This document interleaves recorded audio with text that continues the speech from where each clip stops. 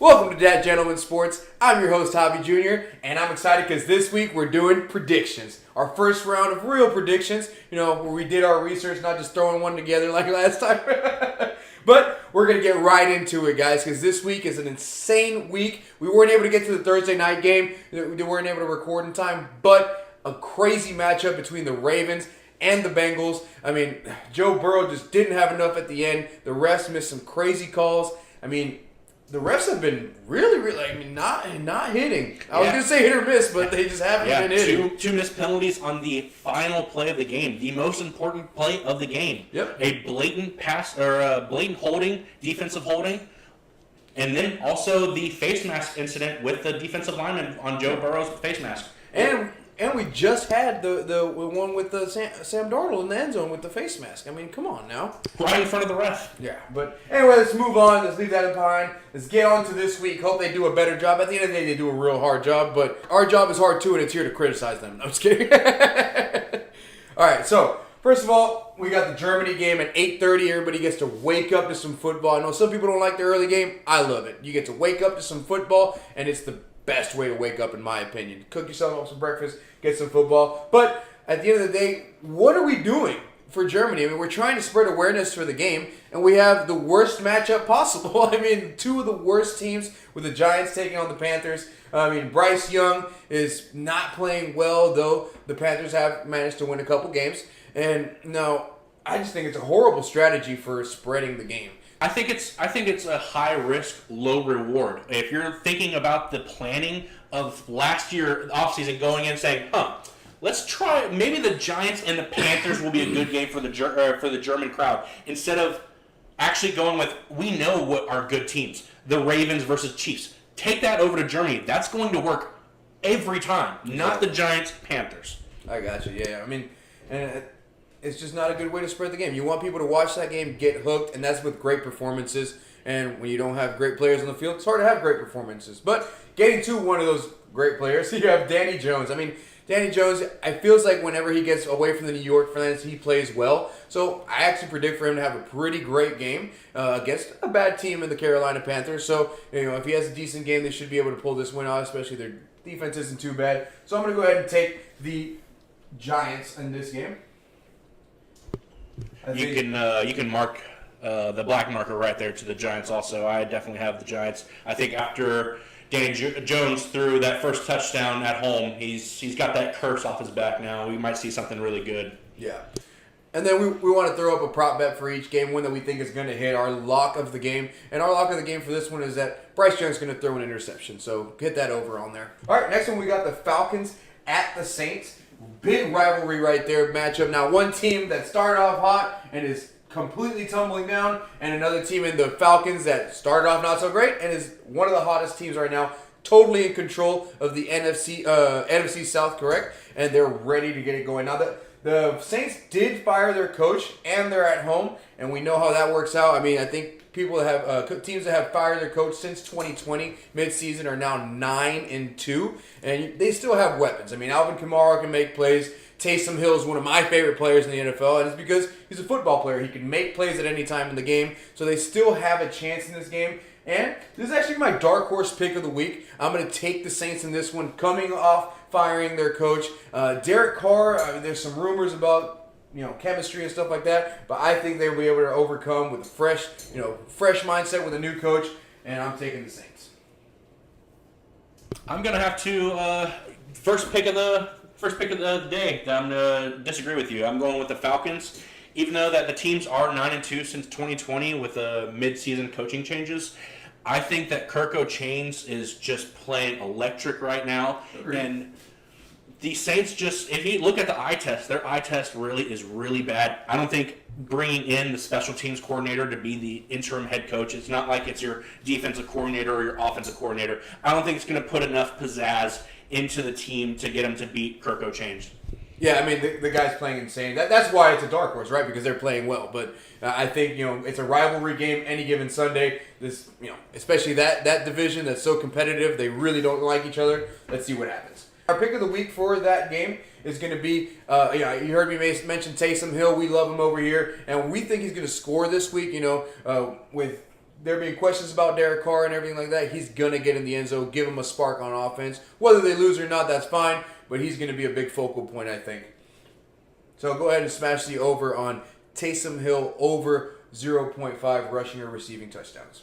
All right, next we're going to move on to the Patriots going to Chicago to take on Caleb Williams and the Bears. Now, can Caleb Williams bounce back after having a horrible game last week? And I touched on it on our last video. It really wasn't a good performance for him. I said that he's in real danger of going down as one of those next USC great quarterbacks or generational quarterbacks like Leinart and Darnold and Sanchez. So we'll see where that goes. But this week, I think he's gonna have a decent matchup against the Patriots for him to bounce back. Can he keep that going where he's beat bad teams this year? Every win has come against bad teams, which is why I doubt, the fact that he's put together so many wins. He's also leading the league's worst offense. He's ranked 32nd in most statistical categories. And I think that in this game, Drake May is going to be the one that comes on top, finally get a win under his belt. Gerard Mayo is going to find a way to make this rookie pay and expose him just like the Cardinals did last week. So you're going to go with the Patriots?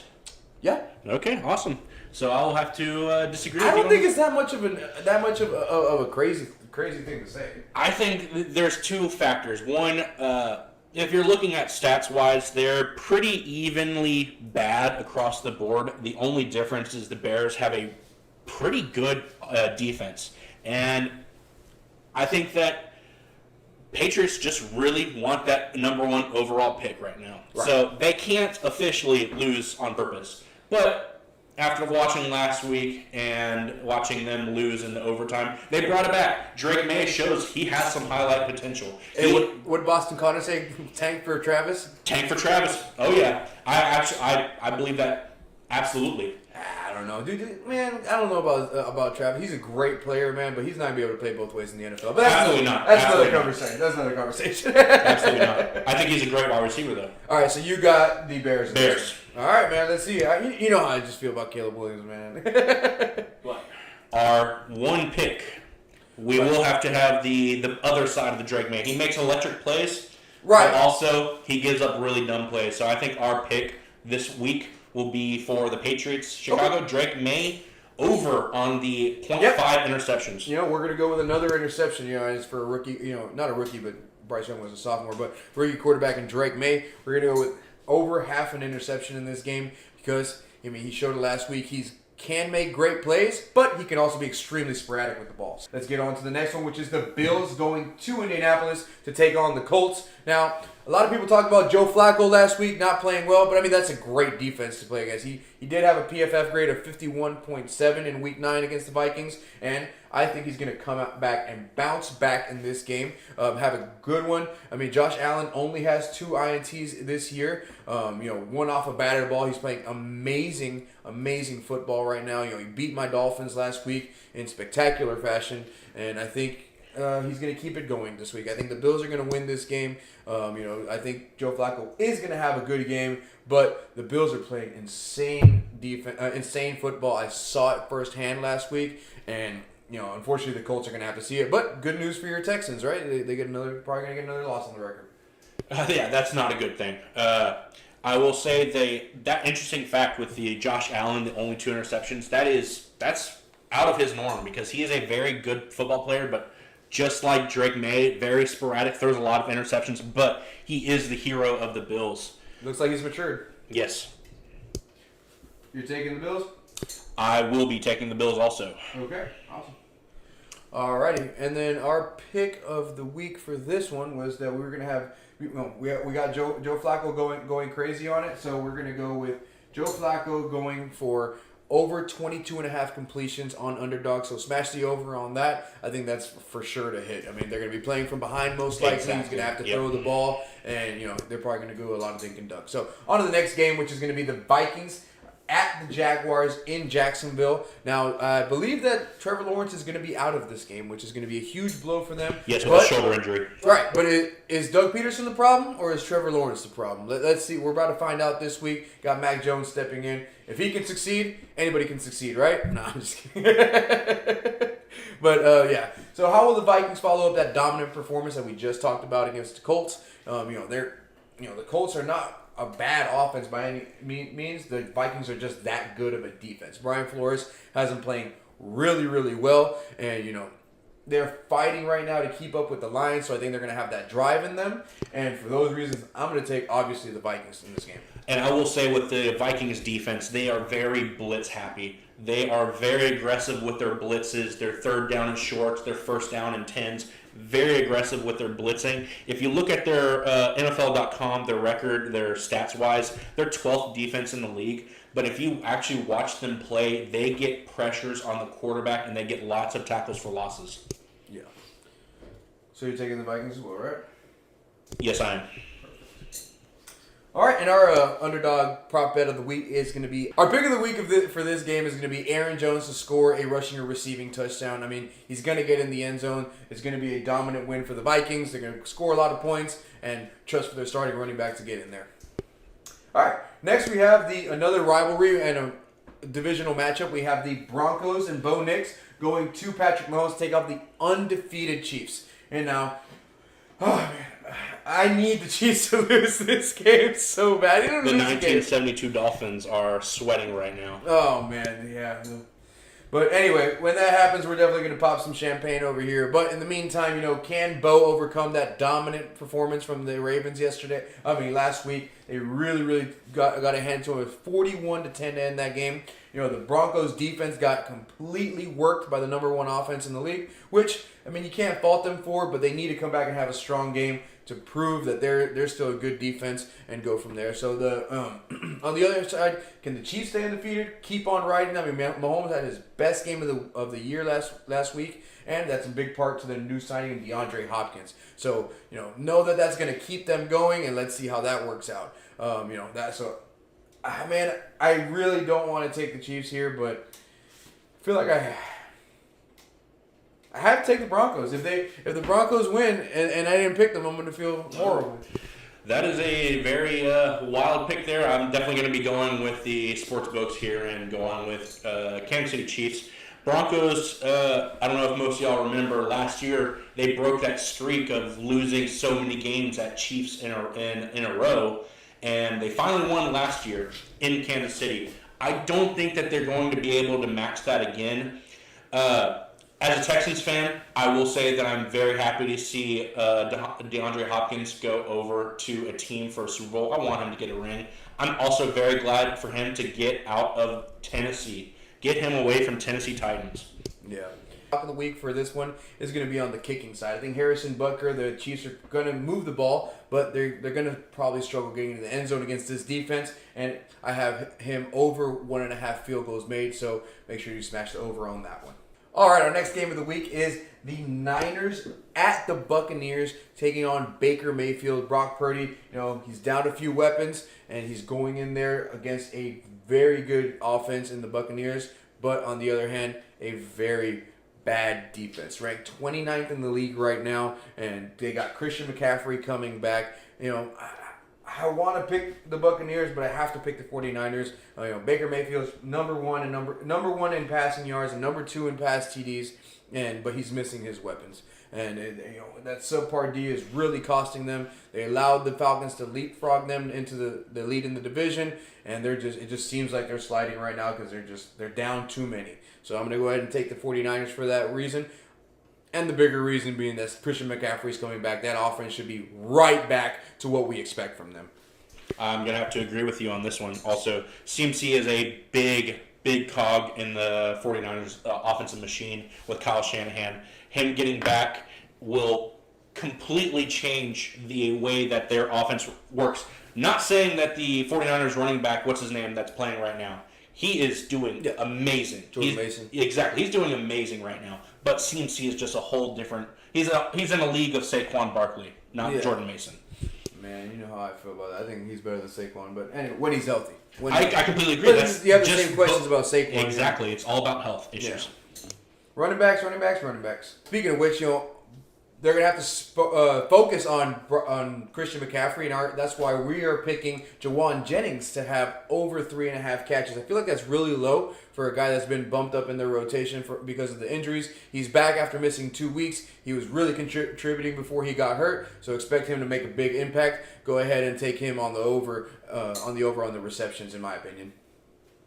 All right, next, guys, we have the Steelers going to Washington to take on the Commanders, and two teams that are playing a lot better than people expected to start the season. Jaden Daniels is really competing to be the offensive rookie of the year, big time, and this is going to be a huge test for him to prove what he's really got. Because if you look at the schedule, he hasn't really played one of those top caliber teams. He's maybe played one, I think, when I looked over it, but at the end of the day, this is going to be a really, really, really good test for him to see what it's like to get a high caliber defense. The Steelers just signed Preston Smith. That should boost their pass rush to match with TJ Watt, the best pass rusher in the league. And I mean, it's going to be defense against that great offense right now. They're both playing good football. Should be a fantastic game. But in this one, I'm going to take the Commanders. I loved what I've seen from Jaden Daniels, and I'm going to stick with him because the kid is on fire. I mean, he's electric. I mean, from a Hail Mary to just winning games by any means necessary. I mean, he had a game where he won with only field goals. I mean, just any way to get it done,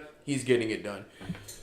I'm going to have to go with the Commanders on this one. I think that also this is Jordan's underdog pick right here. This is going to be the game of the week, I believe. That's weak. That's not an underdog pick. Man. I mean, looking at the 49ers Bucks, and that's an underdog pick. Yeah. Underdog pick, you're correct. I meant the best game of the week. My bad. Okay. Best game of the week is going to be Steelers, Washington Commanders. So this is your matchup of the week? Correct. Gotcha. Alrighty, man. So the next one's going to be... we have to get to our underdog prop bet. So our prop bet for this one, we've a little bit torn. It was both on the defensive side, because we agree there's going to be a defensive game. I think Dante Fowler is really flying under the radar. Had a good game last week against Caleb Williams. Expect him to hit the over on the half sack expectation for him. So, I would take the over on that for Dante Fowler to get a sack this week. Next, we got the Titans going to Los Angeles to take on the Chargers. The Chargers are playing amazing football, playing great hardball. I mean, playing defense. But I think the Titans ruined the tank last week. I think they were really trying to tank for a great, great player. I don't know if they're sold on Will Levis. I am. I love the guy. Will Levis for mayor. I don't know what to tell you. I love the guy because from memes to just being an electric player and just being a hilarious guy to watch. And he just when you watch him play, he's just one of those guys that tries on every play. Sometimes it's for the worst, but he really is trying to make a play on every single play, and you gotta respect that. But anyway, let's stop with the Will Levis stuff. I think he is gonna bounce back. First game back, he's gonna have a good game. The Chargers are on a hot streak, and Justin Herbert is playing great complementary football with that defense and that running game. But at the end of the day, I think that the Titans are gonna give them a run for their money and lose the game. So I'm taking the Chargers. I'm gonna have to agree with you on the Chargers. As a Texans fan over here, I am so happy to see the Titans doing bad every year. So happy to see it. But I also like Will Levis. I like the memes also. I like to see him make great plays, go all out, and still lose the games. It's amazing. It's great. It's electric, dude. Yes, it is. Anyway, so with that being said, we're both taking Will Levis on the over on passing yards. I mean, I think it's just set really low. 185.5. So I think he gets at least 186 passing yards. He's going to throw it around. They're going to lean on him heavily, though that running game is playing amazingly. But let's see what happens with Will Levis. I think he's going to bounce back and he's going to want to make a statement. So our next matchup after that was going to be the Eagles going to the Dallas to play the Cowboys, and the Cowboys are running a shit show over there. There's no other way to put it. The Cowboys are in complete disarray. Saquon is poised to stomp them out after the week he had last week. I mean, the play of the year for sure. I mean, we've had 4 plays of the year in the last few weeks. From the Hail Mary to the Saquon play to the Garrett Wilson catch. I mean, it's been, amazing to say the least. So, I mean, this is an obvious one. I'm going to take the Eagles. Cooper Rush, he may be able to duplicate some of that success he had from a couple years ago when he came in for Dak. I mean, you and I both agree, when the Cowboys were successful, it wasn't because of Dak, and that kind of proved it when Cooper Rush came in. So, can they play complementary ball? I don't think so, and they've been playing horrible all year, and they're going to keep it going. The Eagles are going to get an easy win. I have to agree with you on this one also. I think that without Dak Prescott, even all the crap that we give him, he was the only stable thing that they have quarterback-wise in Jerry Land up there. And I just want to remind all the Cowboys fans out there, remember what Jerry Jones said. We're all in. We're all in. Well, y'all are all in the toilet bowl right now. It is bad. Yeah, bad to be a Dallas fan right now, but I can't. I mean, I'm wearing a Dolphins sweater, so. Anyway, and of course, our lock of the week, Saquon Barkley is going to score a touchdown. Saquon Barkley over 0.5 rushing or receiving touchdown. I mean, too easy. Next one's going to be the New York Jets going to the Arizona Cardinals, a hot team in the Cardinals, and a team coming off a good win in the Jets. They were able to shut down C.J. Stroud. At the end of the day, you can blame the offensive line. They did allow 8 sacks. C.J. Stroud had just over 30% completion percentage. It wasn't a good game for the offense, period. Now, they didn't have any weapons. The offensive line played terribly, but a good win for the Jets, for sure. And they're hoping to ride that momentum into Arizona, keep that going where Arizona is on a hot streak of their own. Number 1 in their division. Nobody expected that. And they're on fire. Little boy Kyler Murray is on fire. I mean, running everywhere. The former Aggie, which we don't talk about much because he left us. After 1 year. After 1 year. But I love what Arizona is doing right now. They're playing great bend but don't break defense, keeping teams out of the end zone. And I think they're going to keep that going against Aaron Rodgers. I think it was just a fluke last week. I think it was more of a defensive thing that they took advantage at the end. So I'm taking the Cardinals in this one. I will have to be taking the Cardinals also. The meme rate of the Call of Duty with Kyler Murray, it is real right now. Since the Call of Duty game came out this year, the Cardinals still have not lost a game.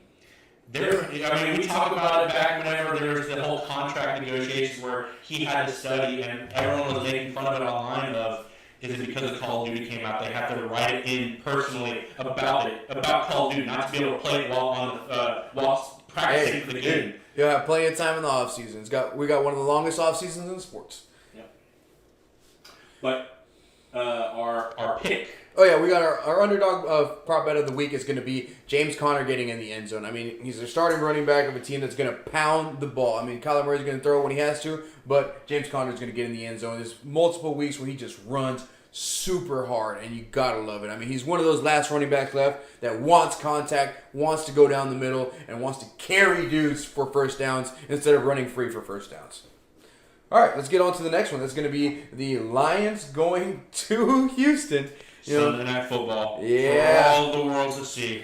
I'm stressing over here big time. Yeah, I mean, the Texans, man, they're just so up and down right now.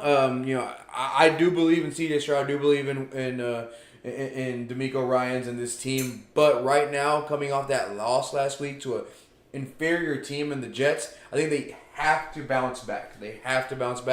But it's probably not going to be this week against the Lions. It's the best team, in my opinion, the best team in the NFL. I mean, the Lions are playing amazing. We already knew about that defense, but Jared Goff and that running game has this offense on fire. Amon-Ra has 30 completions and 30 targets. That's 30 for 30, which is insane. And let's see if he can keep that streak going. But I definitely expect the Lions' winning streak to keep going. As a Texas fan, I am very sad to do this, but I believe the Lions are going to win also. We were riding the high hopes of the Texans for the whole beginning of the year, the first 5-6 games, everything was going good, but we all saw the writing on the wall with our offensive line. Thankfully, we were able to pick up Zach Thomas, from waivers from New England to hopefully shore up our tackles in our offensive line, but until we get a good guard, I still see a lot of pressure for C.J. Stroud. I hate to say it, I don't like the wide receiver screens, but our offense has to use it to keep him out of pressure. Halfback screens, wide receiver screens, quick passes.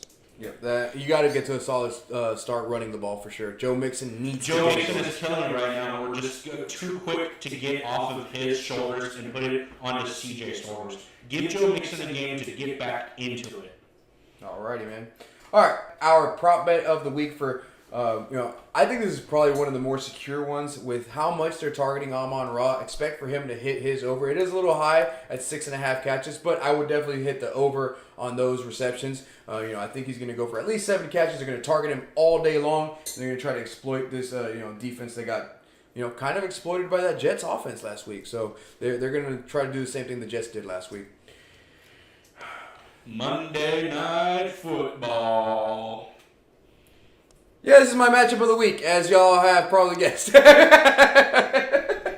So we got the Dolphins traveling across the United States to play Matthew Stafford and the Rams. And coming off 2 tough losses that quite almost literally left me in tears for 2 weeks in a row, the Dolphins are not playing terrible. I think we're playing terrible defense to end games. But we're not playing terrible defense throughout the games. I mean, last week we had a great start to the Bills game, and we let it go at the end of the game. I mean, it's just the same old story. So, man,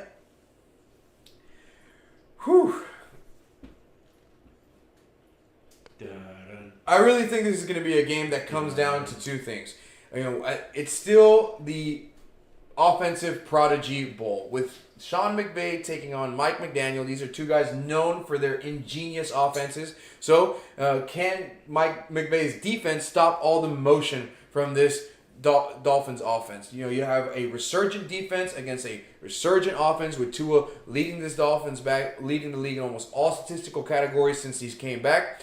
Like I said, he would. Tua is a top 10 quarterback in this league when he's healthy. But the truth of the matter is that the Dolphins run 85.7% of the time. They run motions when he's in there. And that is going to contribute a lot against this Rams defense, which is one of the worst teams against motion in the league. So that's really what it's going to come down to. This Rams defense against that Dolphins motion and see how that goes. I'm going to take the Dolphins in this one just because I am who I am. But I think it's going to be a hard one, especially going across the country. But, there's not a lot of LA fans, so I think we're good.